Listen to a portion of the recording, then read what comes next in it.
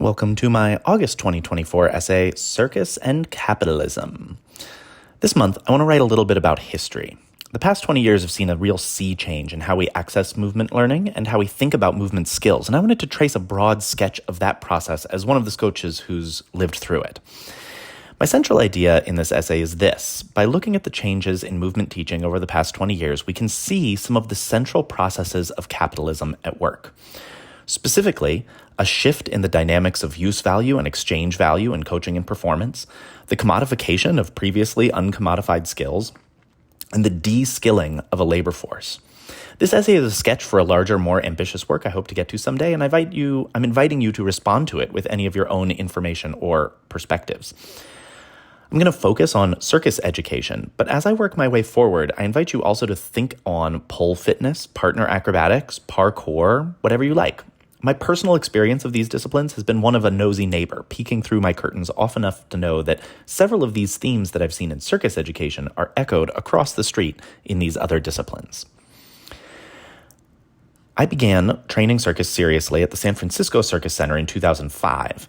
At that time, there was a small but growing community of circus schools in the United States, most founded by retired performers from Ringlinger's early Cirque du Soleil shows. This community of schools had been around since the late 80s and early 90s and represented the second or third generation of American circus education. Here's a brief timeline of circus education in the United States. You can see a graphic. You can also click for a larger picture of the graphic to see some of the more complete names of the actual schools.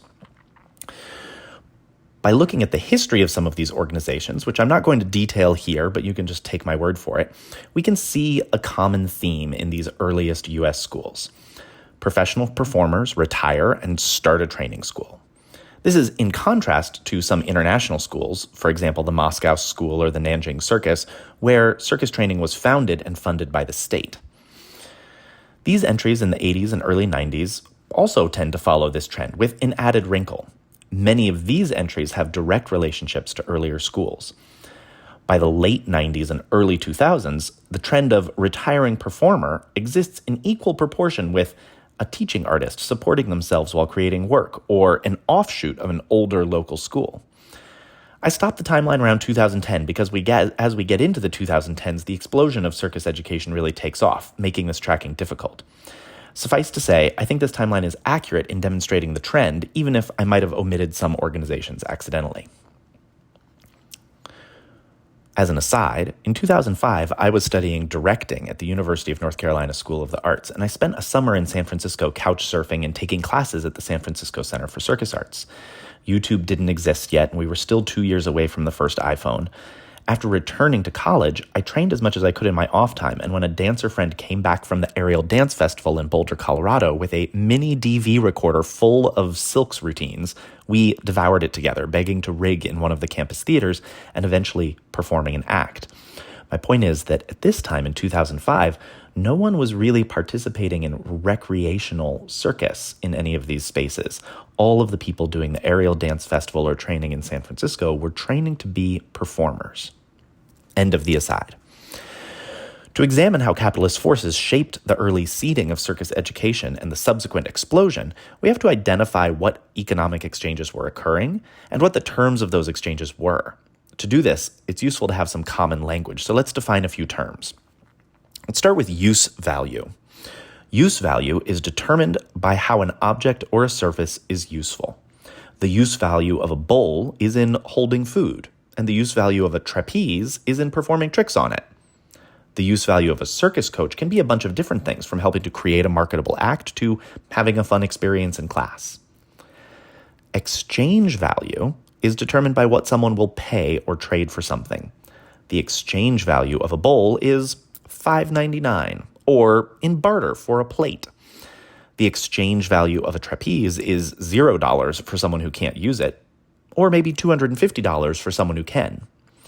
The exchange value of a performer's time is what they get paid to perform, and the exchange value of a coach is what someone will pay them for their coaching. Use value and exchange value are mutually exclusive in a sense, since you can't realize the use value and the exchange value simultaneously. I can't sell my bowl and also eat out of it. If I'm going to exchange something, I'm using its exchange value, but if I'm going to use it, I'm using its use value, and I can't do both of those things at once. Commodification occurs when an object or service is exercised for its exchange value rather than its use value. By exercising the exchange value, we've turned the object or service into a commodity. Labor, for example, performing or coaching, can be a commodity to the person or the company that's paying for it, since to them, labor is an exchange value. When a student or artist pays a coach, the labor of the coach becomes a commodity. When a show producer pays an artist, the labor of the artist becomes a commodity. Finally, de-skilling refers to how complex jobs can be reduced in scale and complexity by being broken down into smaller jobs that require less skill.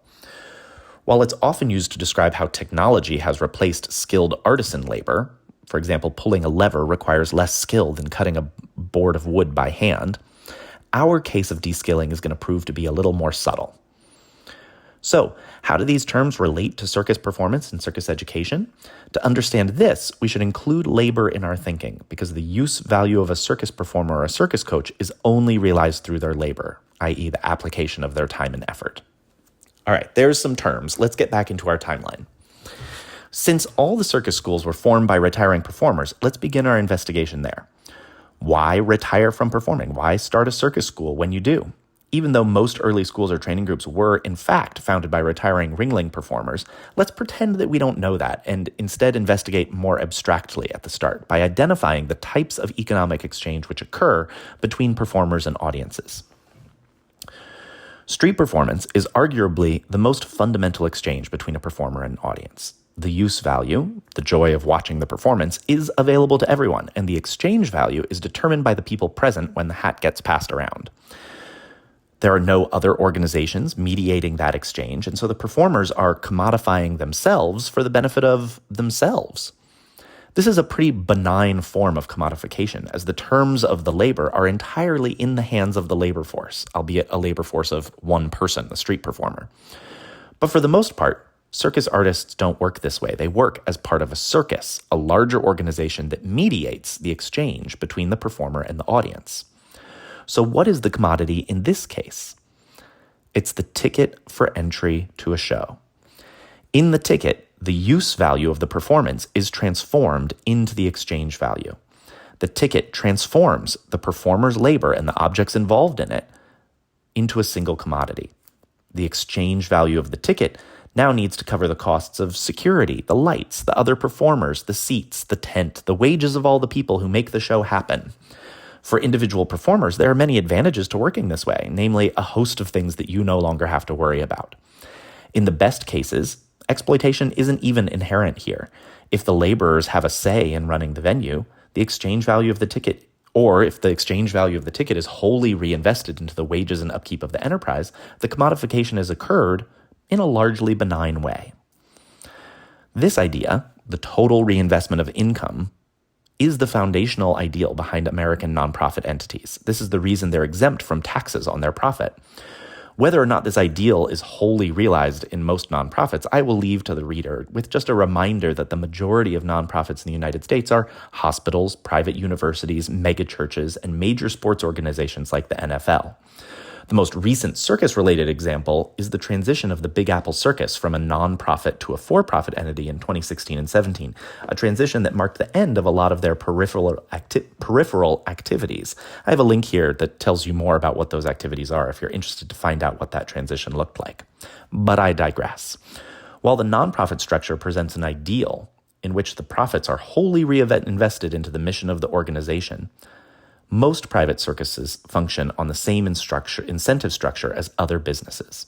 That incentive structure is profit. Enter capitalism. For the next bit to make sense, we have to take the strictest definition of capitalism, the operation of the means of production by private actors to generate profit. Profit is the positive difference between the exchange value of production and the exchange value in the market. The capitalist is only interested in mediating exchange values. In this case, by stepping between the performer and the audience to create profit from the difference in the cost of the circus and the cost of the price of the ticket. So, in our example, a circus charges a price for the ticket that, first, pays the performer and the crew, second, covers all the costs of upkeep, including a wage for the owner, and third, leaves some money left over as profit. For a street performer, profit and wages are the same thing. But for a circus performer in a larger circus, profit and wage are separate. The circus owner will agree to a wage beforehand, factored into the price of the ticket, and profit is left to the owner's discretion to keep or redistribute. This creates an incentive structure. There is now a vested interest in increasing the gap between the exchange value of the performer's labor and the exchange value of the ticket that the owner can sell. This difference, by the way, is called the rate of exploitation and will be central to our understanding of how circus education has proliferated, and how de-skilling and commodification were incentivized but not inevitable outcomes of that process. As performers age, they run into an exchange value conflict with their employers. The performer believes that their skills are worth more as they age, but employers don't often see the value in keeping them when younger, cheaper labor can sell tickets just as well. This is the primary difference between, say, a family circus, in which the aging family members are transitioned into new roles, street performers, who don't involve a mediator and can change their act whenever they like, and the private circus, for whom profit remains the primary motivator. So what use value can the aging performer provide to the private circus to justify their wages? Coaching.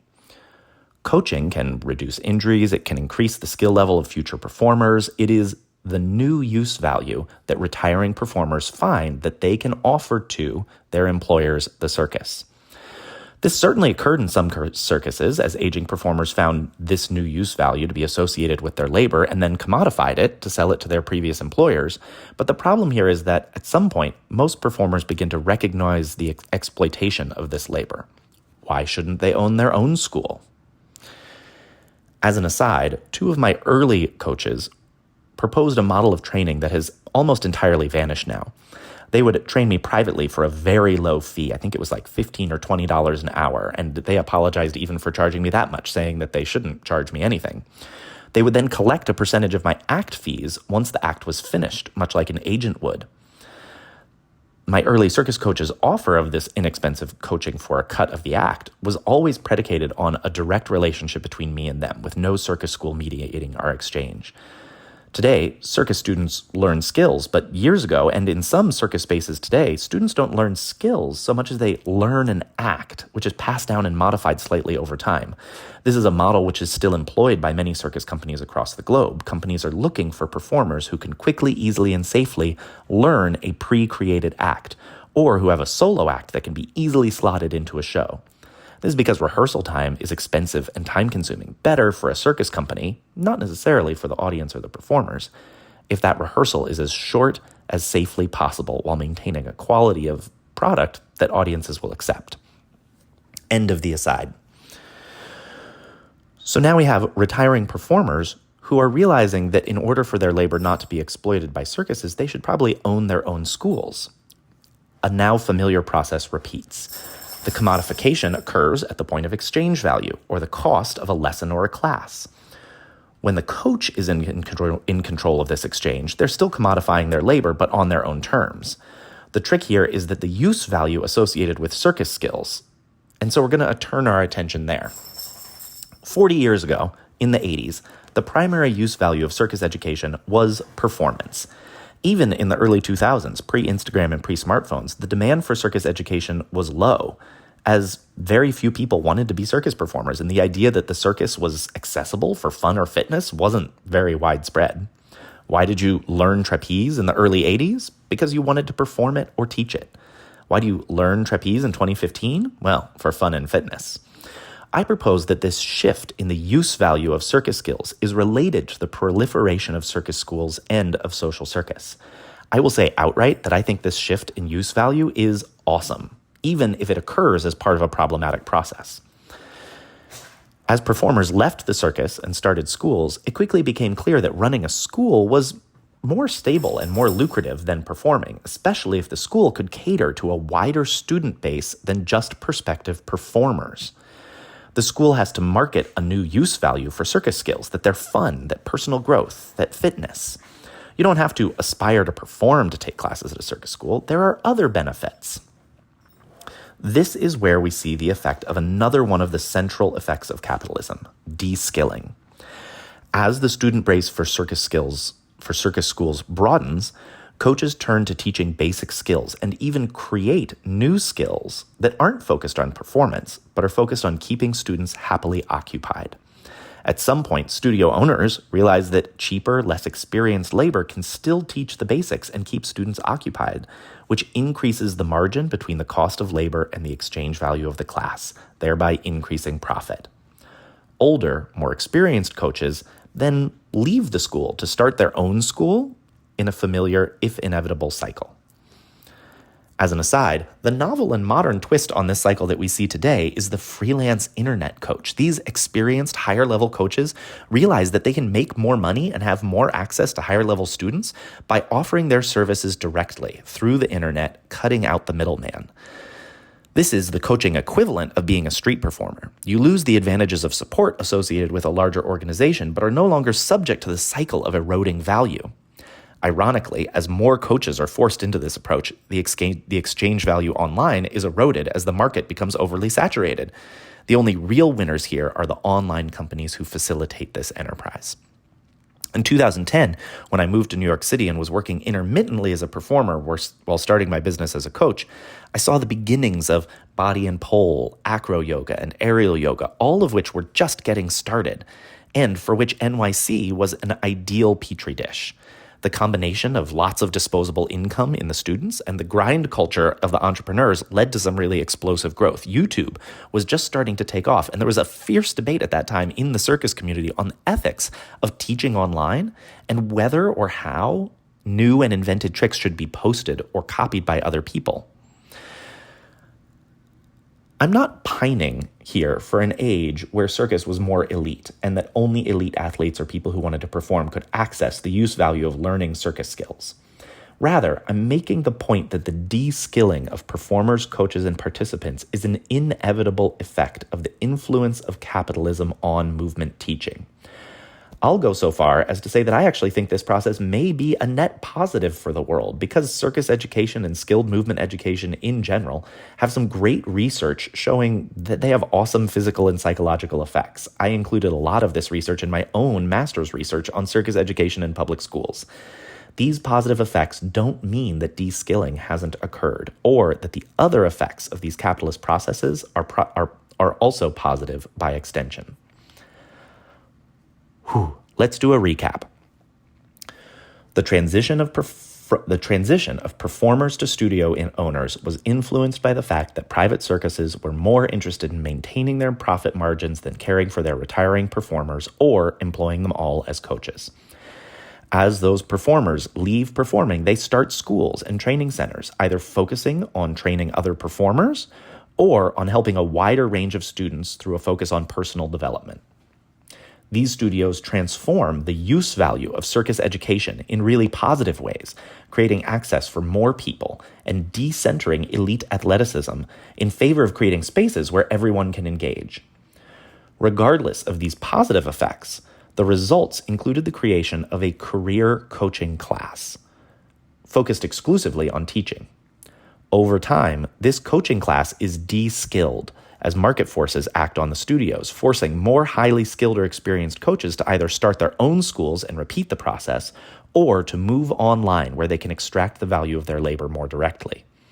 As more coaches move online, supply begins to exceed demand, eroding the exchange value that even experienced coaches can command. Does this picture seem bleak? Maybe it does. But I don't want to just paint a bleak picture without thinking about how these processes can be disrupted. They may seem inevitable or natural, but that's because we're just fish struggling to see the water that we're swimming in. Cooperative ownership is a model in which the organization is owned equally by all the employees who can then make decisions through negotiated processes.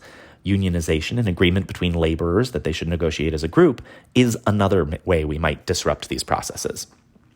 Looking at the performance and education sectors, I don't know of any examples of cooperative ownership, but I do see several examples of unionization in performance. AGVA, for example, covers most circus performers in Vegas, and Actors Equity has variously covered circus performers in theater venues.